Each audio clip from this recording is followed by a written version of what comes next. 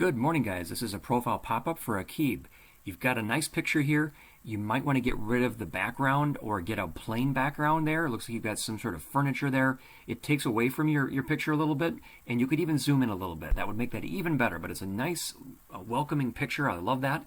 Now, the background, I'm not quite sure what that is. If you're there in the background, it's a bit hard to see, especially on the app, but in general, you want to have that be about something that speaks to where you want to be doing, what you're known for, what you're good at, maybe even a billboard, and, for example, some sort of a circuit board. If you talk about firmware and embedded software, something to do with software and engineering is what I would see being a nice background picture. But that's up to you. That's a bit more personal.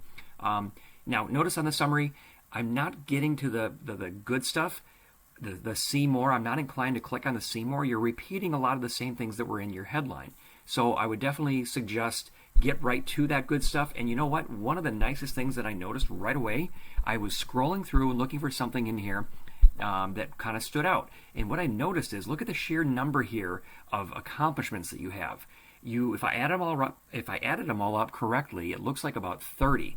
And I literally would suggest to you, start off this about section saying I have over 30 accomplishments, including publications that I have authored in my short 33 years of working. Or, that's up to you, that part of how long you've been working there. But, if you want to talk about this, being relatively new in the workforce, that's fine. You don't really have to emphasize that. But in a sense, it's a nice contrast, right? To say, in the 3 years I have over 30 accomplishments. People will be intrigued by that, and they'll be wondering, what does that mean? It'll make them come in, right? There's your pop. Now, you've got a lot of good technical skills listed here, too. It might be a bit overkill. You might want to put the beginning part in caps to show programming language might be in caps, communication protocols. It'll just be easier to read.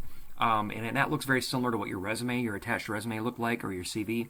But spread this out here, too, the about section.